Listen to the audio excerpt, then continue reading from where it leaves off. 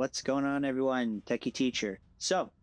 As I mentioned before, with the new season coming along, my goal is for us to make it to Mythic. As in my previous video for ranked, you guys saw I was in Diamond. I was specifically Diamond Tier 4.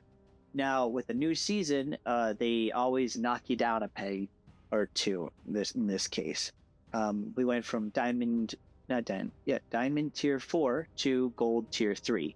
Which means that we have a ways to climb. We have to go through the rest of diamond, the rest of gold, all of platinum, then all of diamond, just to be able to make it to mythic. And I will pull some images up on the screen here, so that way everyone can kind of see what it is that we have to go through.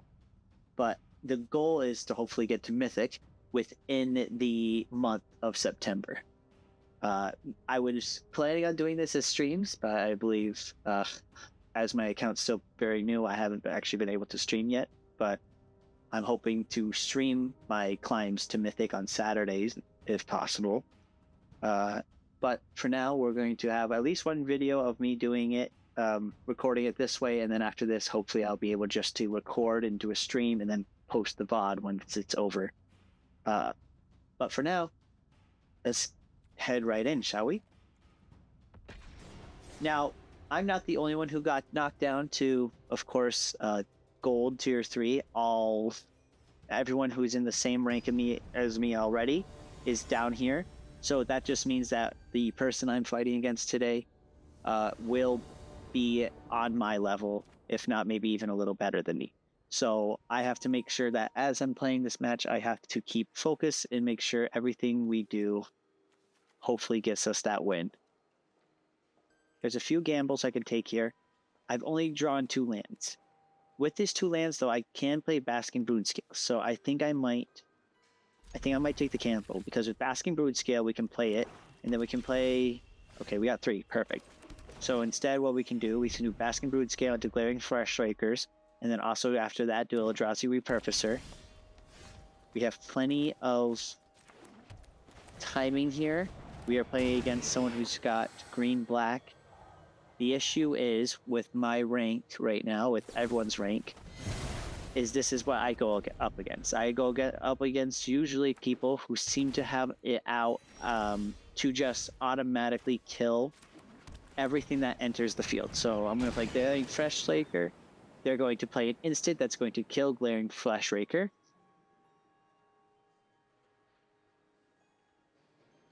It's the only reason why they have the game stalled right now. Oh no, wow. Okay, so we can use this to our advantage. Now we can play on our next turn here. Alright, so I was going to play Eldrazi Repurposer. However, I might actually...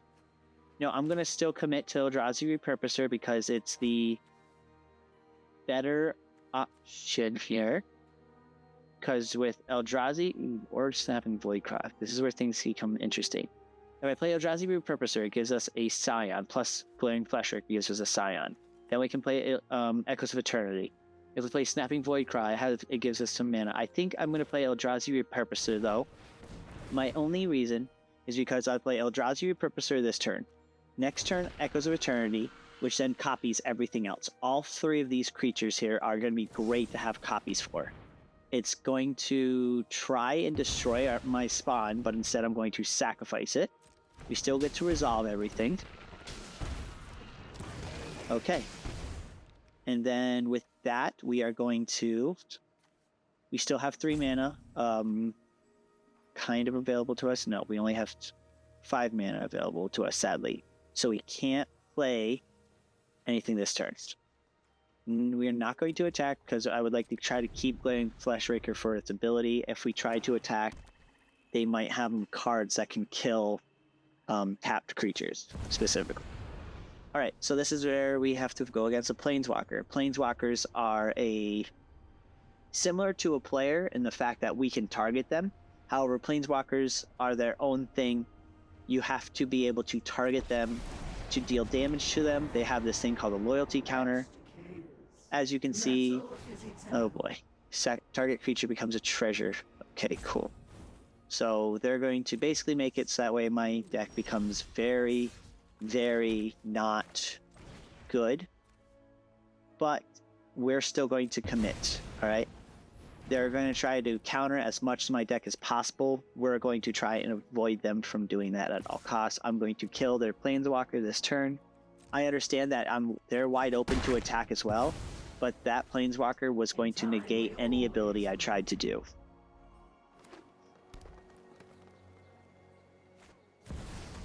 And they play another one, which means they're probably going to summon it. They're going to do the -2 ability again, turning my Eldrazi Repurposer, into a treasure. So easy to tell what people plan on doing, isn't it? Okay, so now we're going to play some interesting things. We're going to play Path of Annihilation, which is going to get duplicated. So we're going to get 2 Path of Annihilations, and on top of that, we're going to get 4 Eldrazi spawns. All right. And now we can play cards. We're going to play, let's see, we could play a few different things here. I'm thinking we start by playing, if I play Kozilek, that actually will play better for us. So we're going to play Kozilek here. We're going to sacrifice a lot of creatures, but in return, we get to manifest some creatures here. Oops. So we get to target ourselves twice. Abilities trigger, yep. And then we get to put 2 more out on the field. Yep, there we go. And then we get these 2 cards for free. There we go. And now we're going to keep this Kozilek. We're going to put this forest out in the field, because why not? And that is our, okay, that is our hand. This is what we got on the field. It's actually really good. Not too bad. The goal is to hopefully not have anything kill this turn, and instead we should be able to attack and win this turn. You draw a card, you lose 1 life, proliferate. Okay. So proliferate, what proliferate does is it increases the counters on anything that has it. So in this case, it went from 4 loyalty counters to 5 loyalty counters. This creature has Toxic on it, which means it puts a poison counter on us, which could make us lose the game if we're not careful. And they surrendered. Look at that. Okay, we're off to a very good start for doing ranked. I will say that. I will pause here, and I will be back when we get into another match. Okay, and welcome back. So, we are into a next match here. We have, 2 lands, because Drowner of Truth can be counted as land. We have our Mountain, Tyrion's. So in 1 turn, we are able to play not much. We have 3 things. We got 2 things here that can also generate us mana. We might as well give it a shot. So something that is important to know when it comes to ranked, when you play a ranked match, if I do lose, right now, as you saw that when I won my last match, we are in gold. So every time you win in gold, or I believe it doesn't do it in platinum. So after gold, it stops. But when you gold or below, when you win, you get 2 advancements. However, when you lose, you go down 1 advancement. So for this matches, I will probably go down 1 or 2. I don't remember. I believe you can drop down tiers. However, I cannot drop from gold into silver. So that's going to be good news for when I get back into diamond and they try to drop me from diamond into plat. For now, we are playing not the best. I have currently 2 lands. 1 thing I could play. I need 1 more land to make anything viable. That's not a land. So I took a gamble, a big gamble, and the gamble is not paying off at all. That's okay. We're still day 1 of the rank, so we still got 29 days of this. We're going to have a squirrel deck we're going against here. Looks like very much focused on the squirrels. Yep. We're going to take some big hits. Okay, so what happens when you have more than 7 cards is that you now have to discard cards. Because of how my hand is, it's actually going to be probably for the best that I discard one of my big guys. I think it'd be okay to discard, in all honesty, Emrakul. Emrakul might have to be discarded. I cannot play Emerald's Madness. Madness is the ability that you can that triggers when it gets discarded. In this case, I can pay 6 colorless mana and I could summon Emrakul to the field. But because I do not have that mana, Emrakul just automatically gets put into the graveyard instead. So she just gets discarded like everything else. Alright, we're going to get hurt a lot. Yep. Okay, well, this was another quick match. There's our third land. That's exactly what we needed 3 turns ago. But it's okay. We'll lose. But it's a good way to see what we're going up against. This guy's running a squirrel deck. That's good to know. We'll remember it for one of the future matches. It's always important to know exactly what it is you're going to be going up against. In this case, it's squirrels. We just give them a good game, and we let them finish us off.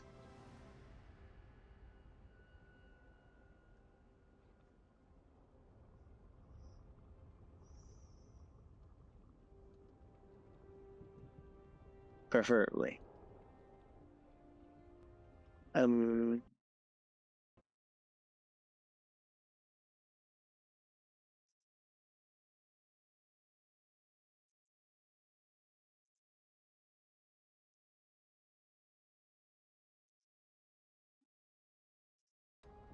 Okay, so they should hopefully be finishing us off soon. That's my expectation anyways.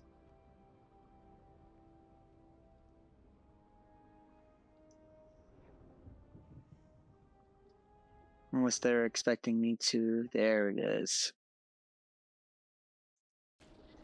Yep. And with that, that's the end of the match. Like I said, once you lose, I'll only go down 1 advancement. I have to get 6 advancements, or in gold, it's 3 wins. So if I were to get 3 wins in a row, I'd automatically I'd climb to the next tier. Okay, we do have time for another match. Perfect. Let's keep going then, shall we? Might as well just keep grinding it out. And we're back. Okay, I can work with this hand. I have the ability to play Basking Brood-Scale. I can play Mind Stone. I can't play Echoes of Eternity, and I can't play Sage of the Unknowable or Ulamog. Well, Ulamog makes sense, Echoes of Eternity makes sense. But if I draw 1 blue, I get Sage of the Unknowable out. I already get Mind Stone out. I already get Basking Brood-Scale out. Okay, so the way we're going to do this is we're going to play Mind Stone first. The reason why we play Mind Stone first is because next turn we play Glaring Flashraker. After Glaring Flashraker, we are going to... Oh, or we play... Okay, I lied. We're going to play Sage of the Unknowable first. This turn. And then... What does that give us? 1, 2, 4, 5. I need 1 more mana, and then we can play play Echoes of Eternity. We're going to hold off on Basking Brood-Scale because I think it would actually be for the best that we hold off on it, since I think if we draw 1 mana and they do not kill Sage of the Unknowable this turn, we can win this very quickly. They are playing a artifact deck, which means it's very colorless. It's somewhat similar to the Eldrazi deck. However, where the Eldrazi deck focuses all on synchronous between Eldrazi specifically, they are focused on colorless cards. Echoes of Eternity is an example of something that focuses on specifically colorless cards. Alright, this is actually good for us. We're going to play Sowing Microspawn, which will give us the ability to get a land of any kind, which is what we want. So what we're going to do is we're going to search for specifically... there are cards that are actual colorless, but I'm going to add Secluded Courtyard. Secluded Courtyard allows us to use it for any 1 color of mana that is related to the creature type. So anything that's Eldrazi related, we can use it for that, both for their abilities and for summoning them. We can attack with a 0/4. It will not do any damage. There's no point. It's better off as a block. But next turn now we can play Echoes of Eternity. Activated abilities of artifacts your opponent's control cannot be activated. Okay, so that means that I can no longer, sadly, Oh boy. Up to one target non-creature artifact becomes an artifact creature with power and toughness equal to its mana value. Oh boy. You may reveal an artifact card. Okay. So that just basically made it so that Mind Stone is absolutely useless. But good news is we just got a land to play. So now we can play Echoes of Eternity. Echoes of Eternity is an enchantment, not a creature. So we actually have a good an artifact. So we actually have a good chance there. Plus, I just killed their Planeswalker. So Mind Stone is back on the table. Next turn, Galarian Fleshraker into Blasting Broodscale. We are going to get some damage done finally to our opponent here. You'll notice that sometimes I get very intense. I get into planning and figuring things out. Whenever you cast a spell, untap all non-land permanents. That's actually going to be very important to know. And actually, this is even more important to know. We are about to make a lot of things very quickly here. Using Glaring Fleshrakers and such. Okay, so where I could do this, I'm not, because I do not want to waste my forest. Instead, I'm going to make sure I tap these guys. And I'm going to now summon Glaring Fleshraker again. And this will generate me 4 spawns right here. And then on top of it, I'm going to get 2 more Glaring Fleshrakers. So we're just going to say good game now because I've won. Because after this, yep. There we go. Okay. Well, we're not too long into it still. Beautiful. Alright, and I will be right back with a new match. Alrighty, and now we are back. Oh, even better hand. So, the one concern that I have with this hand is that I can't play anything. The reason for that is, even though I have all 3 colors and I have Patchwork Banner, I do not have any colorless. That's okay though, because we can kind of hold out until we either draw something that can be summoned using using colored mana, like our mountains and forests. Actually, we can play Snapping. We're going to play Snapping Voidcraft first. This turn. The reason why we play Snapping Voidcraft and not Patchwork Banner is because Snapping Voidcraft's ability can only be tapped for 2 mana, triggers only after Summoning Sickness is over, which means that it can be used now, but it could not have been used last turn. So now we can summon Patchwork Banner this turn to add 1 mana of any color, plus we can be Eldrazi now. And then we can now do If That Heralds the End. This will make it so Breaker of Creation is now a 7, and Kozilek, the Broken Reality, is now an 8. The reason for that is because it has the cost 1 less to cast anything that's 7 or greater. They killed our creatures. Lovely. We love that so much. Path of Annihilation. We're just going to keep trying our best to get things out onto the board and hope they choose not to kill my things. Path of Annihilation's ability allows for us to make any Eldrazi that we have tap it for 1 of any color mana. Which is great. And then also if I summon anything that has 7 or more mana costs, so Breaker of Creation, Kozilek, anything like that, we gain 4 health for it. They're going to exile our 2 things, alright? This is usually the goal.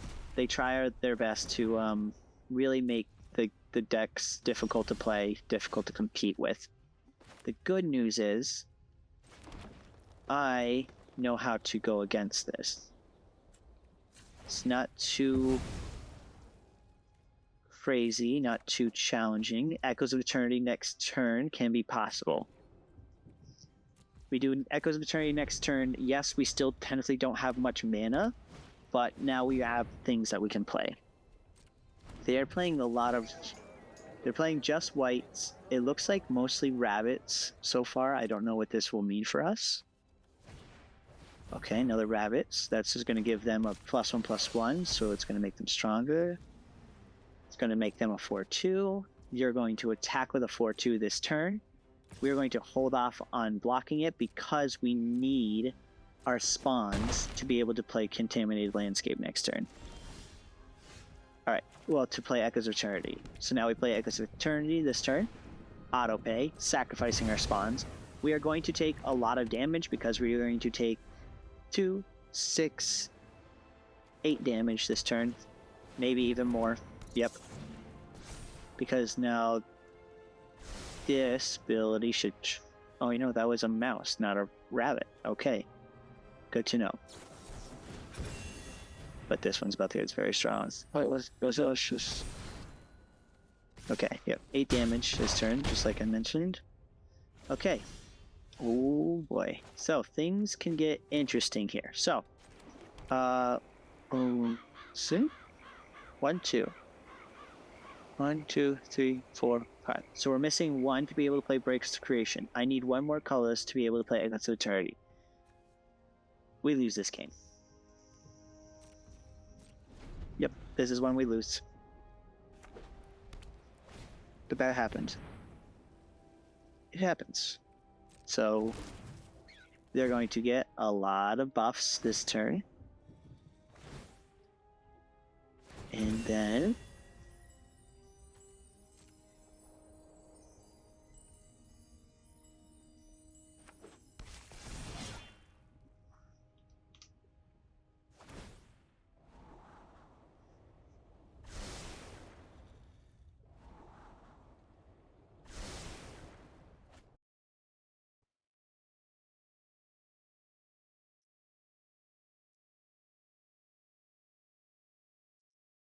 Okay. Yep. Everything's going to happen. Just, yep, exile it. I don't know why. I think they're just trying to flex now, just to be able to finish us off without having to worry about anything that we could have, which we don't have anything anyway, so it's okay. Alright. With that, that's the end. Alright. I'd like to get maybe... Let's try to finish off on a win, in my opinion. So, let's see you back right here.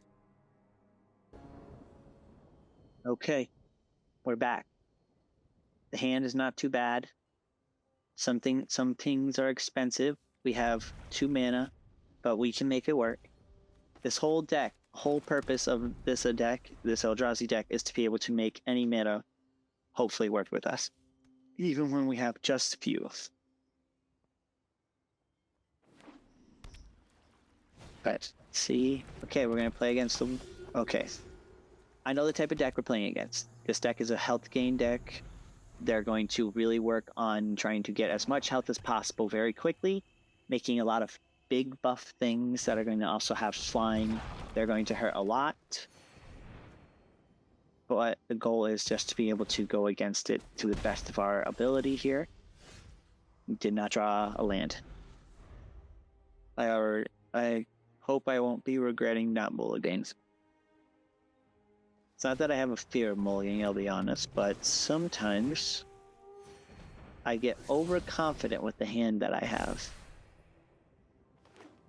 And I think that's going to come and bite me right now. Yep. Okay. Well, that's, this might be another loss for us. I might cut my losses right here. I could hit the concede button, but we might try to see this through.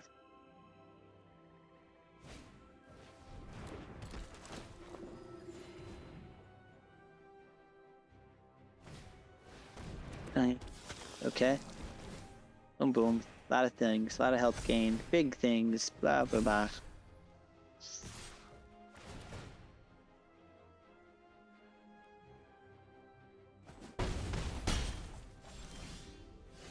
Alright, we got a Mind Stone. Okay, we're up to a good start now. Sadly, it came kind of late, and I think actually, in all honesty, too late. We might have to just give them the good game, and they'll finish us off this turn. Especially since with Soul Warden now out on the field, Soul Warden will make it so that way even when I play a card, they'll gain health. So, they're going to finish us off this turn, right now. Yep.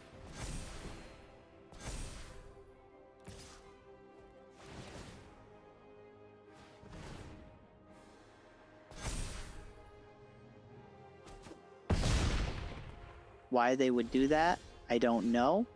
I'm just going to concede because I don't think we need to be here. Alright,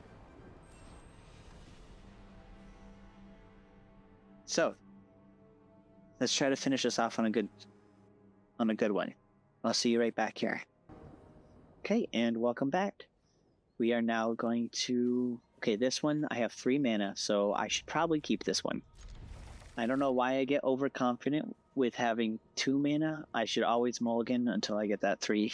So hopefully this one works out better for us. It should. We do have 3 mana here, which will give us Worn Power Stone. And then after Worn Power Stone comes out, then we can be able to play a lot of other things. We do need to get ourselves a green, as Writhing Chrysalis and Sowing Mycospawn both need green to be able to summon them. I can do that with Twisted Landscape, which can be tapped and sacrificed to get myself a forest out in the field. It will come into the battlefield tapped, of course. Shadow Landscape, I can do that for just a mountain, where Twisted Landscape, I can do it for green or a mountain. Okay, lose our creature. Oh boy, this is going to be a rough start. We're going to play Twisted Landscape, Worn Power Stone. The reason why I play Worn Power Stone first is because it comes into the battlefield tapped. I'm holding out hope that I don't have to sacrifice Twisted Landscape, but it looks like I'm going to have to. So we sacrifice Twisted Landscape this turn for the forest. It comes into the battlefield tapped. We are going to play another one of our landscapes here. And then we will... Oh, could we pay... If we pay this to untap you, that gives us 3 mana. Okay, we play Mycospawn. So we just play... We're going to do Deserted Temple, which gives us the ability to untap a target land. Then we can play Sowing Mycospawn because we just untapped Forest. So the thing is with Sowing Mycospawn is that it does have a kicker ability, which is something that can be a stronger ability if we spend a little bit more mana on it. The thing is, I can't really get that out just because I didn't have the mana for it this turn. I needed the creature, I needed the thing, they killed the creature. Okay, that's no problem. That is why we get as many things as we can to work with. Now we're going to play Echoes of Eternity. They're going to destroy Echoes of Eternity. If they don't destroy Echoes of Eternity, they're going to destroy sacrifice a creature. If they can't, they lose 2 life and you draw a card. Then repeat this process for enchantment and a planeswalker. So now they're going to... Yep, so we get rid of Echoes of Eternity. This is why I do say it's very, very challenging to be able to do anything within the realm of having all these creatures, just being able to play anything that is the diamond ranked. Yes, again, these guys are all diamond. As a reminder, I'm playing against people who have been climbing and working their way to diamond or trying to get to mythic as well. So it's a challenge. And actually, right now, as I am tier 3 gold, this guy is actually corrupt. He does damage to any target equal to the number of swamps. So it's going to deal 6 damage to me. I cannot save them at all to be able to... Could I? This costs 2 mana. I could pay 4 mana, get 4 creatures, sacrifice those 4 creatures, maybe. But that'd be a waste. So we're gonna lose Writhing Chrysalis. And then it's our turn again. They're going to keep, sadly, destroying all of my stuff. That's kind of the goal of their deck. They're going to just consistently try to beat us down. And the goal is to not let them do it. Don't let them beat you down. Don't let them try to put you into a point of just surrendering. You have to prove to them. All creatures get -X until end of turn. Okay. We're going to sacrifice all of our scions. Why do we sacrifice our scions? Is because what we do is we keep that. We now have 4 mana. We have this. That'll give us 5. That gives us 3 spells to cast for this. That gives us some scions to be able to work with. Plus Okay, so we can get 3 creatures out on the field, and then we're going to pass to their combat. I want to be able to pass to their S. And then before it is my turn, that is when I want to play Kozilek's Commit. Oh, wait. Oh, shoot. That spent our mana. And we should have cast the spell. Alright. Well, we're in a very, very tough situation here. I'm working on a very big uphill battle with not really much to go off of. So it's going to be a rough one for us, guys. Okay, we're going to summon a island. We're going to use Deserted Temple to untap said island. Then we are going to play Sage of the Unknowable. Now we have a 0/4 and a 3/3. This turn, they're going to kill, if not all my creatures, at least the things that can attack. There it is. So it'll cost cast this spell. Yep, all creatures get -X until end of turn. We do get a spawn. Okay, they're gonna keep killing. Alright, so we go. Okay, so Breaker of Creation, Annihilator 2, which is great. It has hex proof, so it can't be the target. It cannot be anything that has a color. But it can target me and make me sacrifice a creature. They've lost more health than me because of ability. Now every time I draw a card, we take 1 damage. Yep. We can do a few things here. I'm not going to do anything because I need to make sure that I have a chance to win here. I wait. They're just going to make me lose 2 health for each one of those abilities.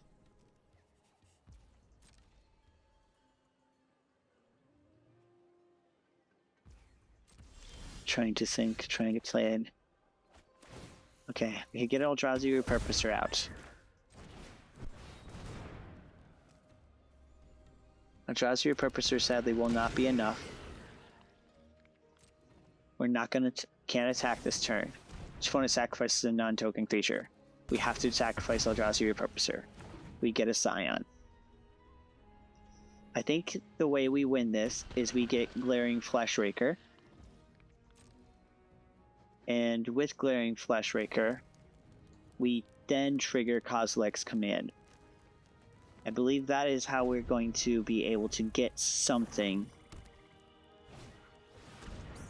Choose a creature type. Creatures that aren't of the chosen type get -3/-3 until end of turn. Okay, we lose our spawns. Yeah, it doesn't matter what he picked. He picked Antelope because it was at the top of the list. They're going to make me lose 1 health. Resolve. We're going to get Writhing Chrysalis out onto the field. They are going to somehow counter the spell, probably. And if not, they have instants or source instants that can deal some damage to us here. Nope. Okay. Can't attack. We have to sacrifice a non-creature permanent.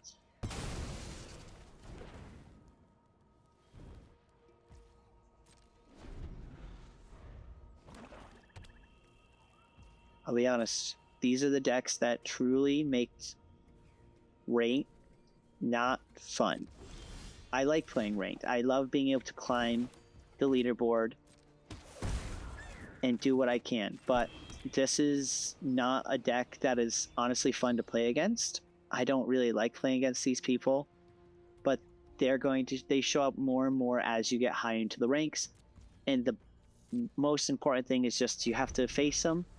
And sometimes you can get your hand just right. Sometimes you draw that right card that makes it so that way you can win. They're currently going to continuously keep passing turn, I believe, until they win. I believe that is what their goal is here. So they just have to go through this whole process 8 more times. Because once it's my turn again, I draw a card. I lose 1 health.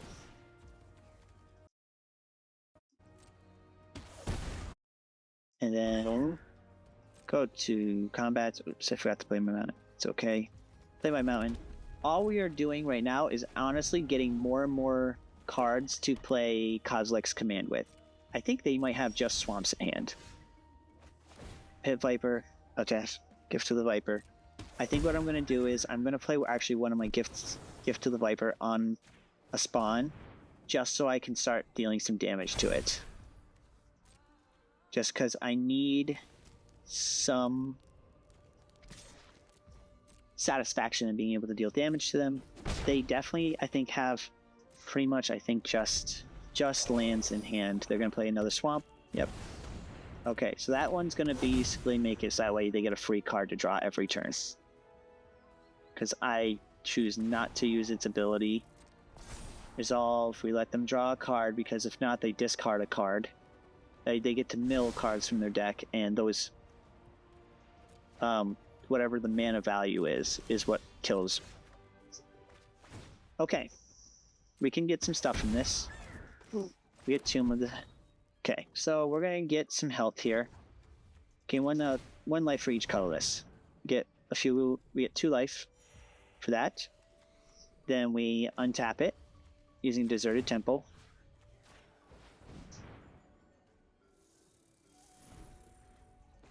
Get ourselves some more health. Okay. We're going to tap 2, get Terrian Soul Cleaver, put it on our spawn here. And then we're going to attack with our spawn once again. The goal is to make it so that way they just want to kill the spawn. Exiles a creature they target. Opponent exiles a creature they control. Okay. That's okay. We can exile this spawn. That way, we can still attack. Remember, it is just a spawn. I'm okay buffing it right now because I just need to deal damage to them. They're going to draw a card. Once again, I'm letting them draw the card because this ability here that you're seeing is not one that I like. I don't ever want to experience. So instead, we just let them draw. We get Glaring Fleshraker, and now we're going to do some math. First, we play Glaring Fleshraker. Glaring Fleshraker is on the field. Now, with Glaring Fleshraker on the field, we can do 1, 2, 3, 4, 5, 6, 7, 8, 9, I believe. So we do -2. So we have to subtract 2. So 1, 2, 3, 4, 5, 6, 7. We can make 7 creatures. Glaring Fleshraker will do 8 damage, that means, because it summons a spawn.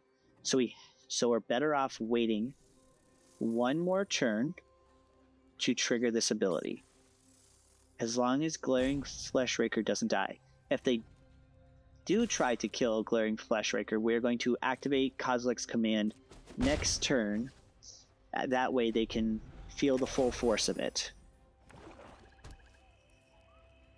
This is the part where, okay, chant artifact or creature. As long as chant artifact is a creature, okay, at the beginning of your upkeep, you lose 1 life. Alright. That's okay. That is okay. Destroy target creature. Alright. With that, we are going to use this ability. So we're going to do 1, 2, 3, 4, 5, 6, 7. Give ourselves 7 from that. I'm going to scry 7. See if I can do 8, if it allows me to. Target player. Cancel, so I can't do 8, but I can, that means, do 7. Pay 7. Target player. Auto pay all 7. Get myself 8 mana here.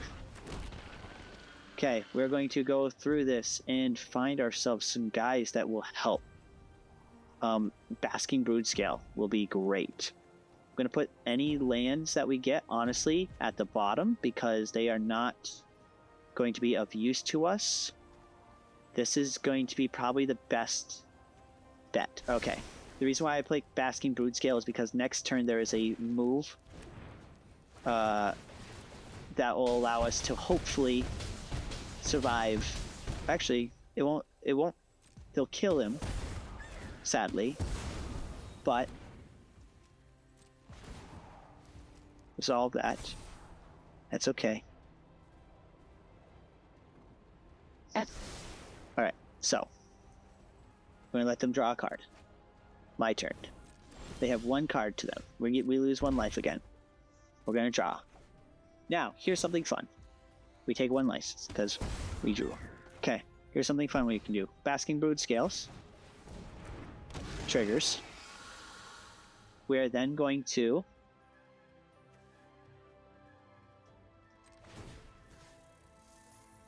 hang on, let me cancel. I need to tap you and you to put Tarian's Soul Cleaver on Basking Brood Scale. And then what we can do is we're going to sacrifice 2 spawns. Basking Brood Scale's ability triggers. Take action.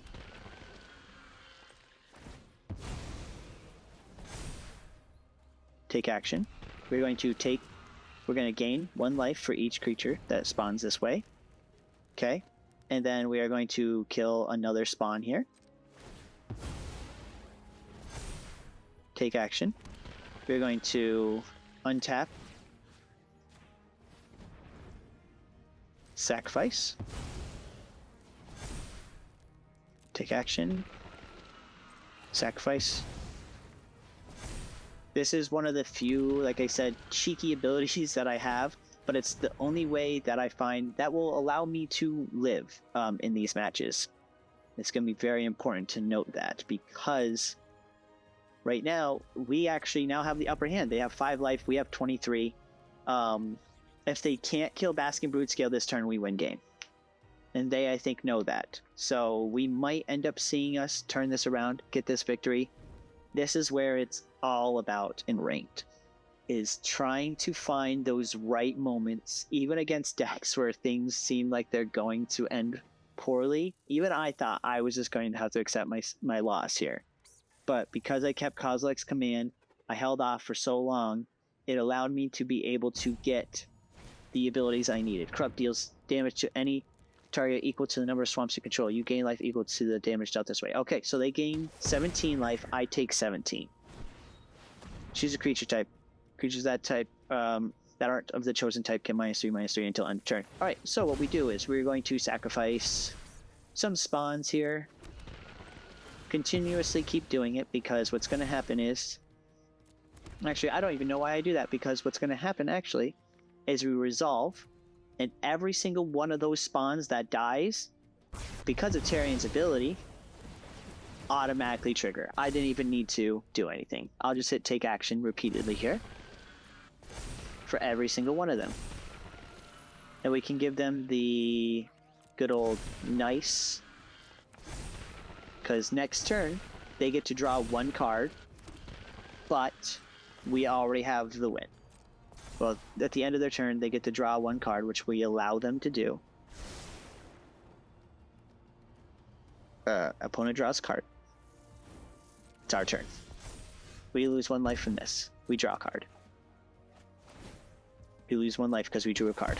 Alright, so the way I'm going to do it. We're going to start by playing Drowner of Truce,